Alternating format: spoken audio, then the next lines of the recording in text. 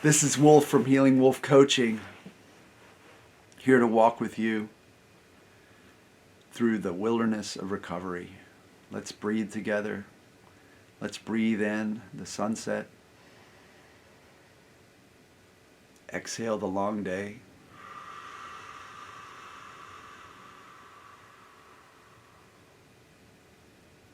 Today, my topic is when you step out of your comfort zone, you step into your recovery zone.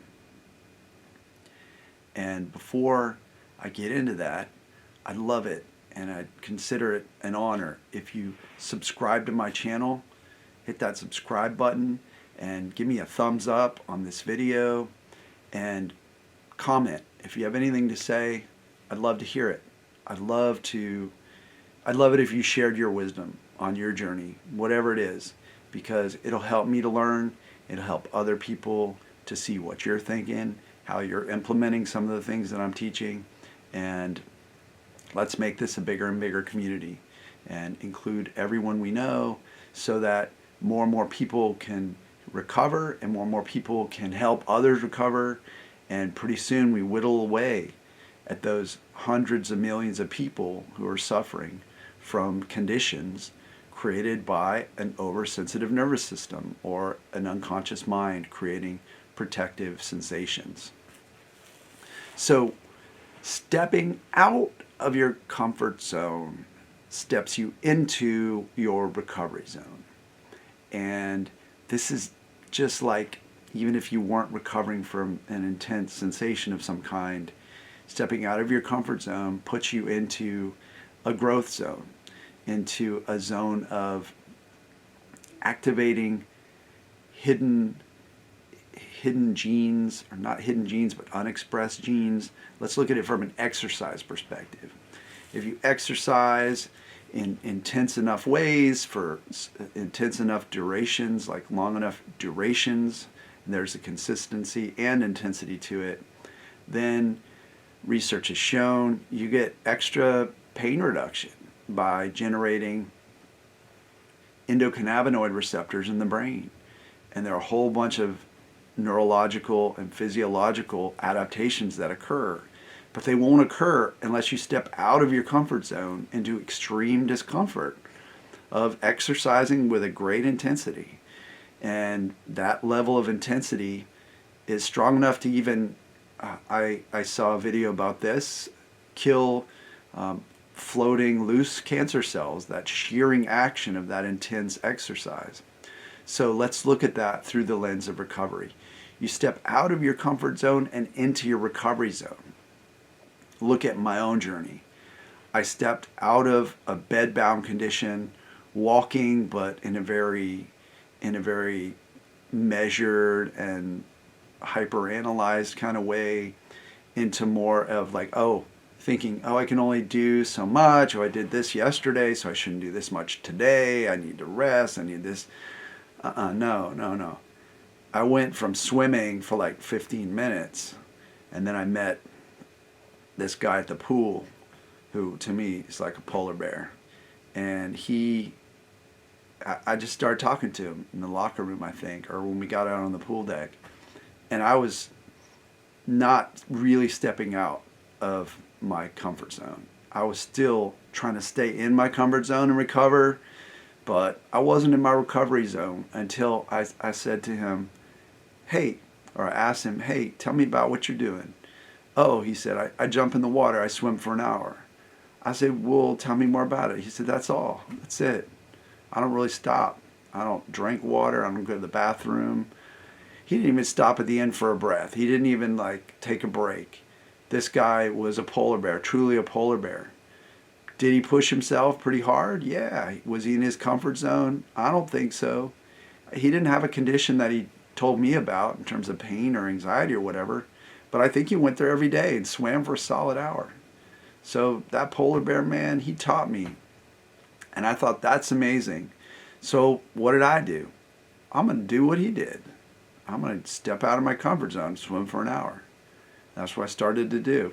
When I stepped out of my comfort zone of, I'm just going to swim for a few laps and I'll stop and breathe, or I'll float around a little, or I'll go sit in the hot tub for a few minutes, whatever. Like, that was all fine and good.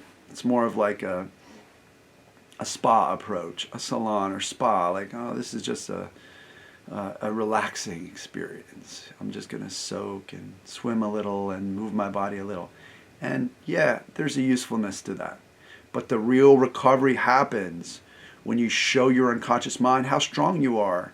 So I stepped out of that zone by swimming hard for an hour, and I had huge recovery responses, which were waves of sensation, waves of pain, new sensations, stuff that would make me pause and say, oh, maybe I shouldn't do that again. And then I say, that's what unconscious mind is doing to try to protect me. It wants me not to do that.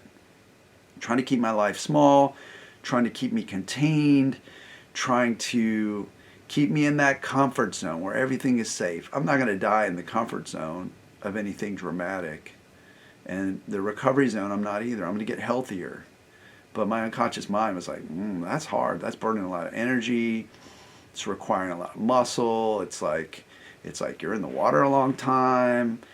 It sometimes feels like you can't breathe under there. I had a mask and snorkel, so I could breathe, but sometimes it felt like I was really sucking for air just to get back and forth down the pool and back. So when I consistently showed up and swam that hour, that became my new standard. And that's still what I do when I go to the pool. I'll still swim for an hour. Sometimes the lifeguard has to wait because they like to have to give me a little extra time, because usually people don't do that. And I do, because it was really helpful for me to step out of that comfort zone and move into the recovery zone. So what does that look like for you? If you have social anxiety, that means you don't go to a little cafe and have a little tea with your cousin. And no, it doesn't look like that. It might look like you go out to a crowded farmer's market where there's a bunch of people around.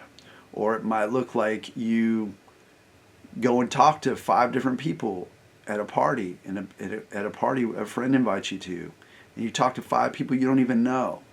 And yeah, that could provoke some real anxiety if you haven't in the past felt safe to do that. And unconscious mind has sent you anxiety sensations when you've done that.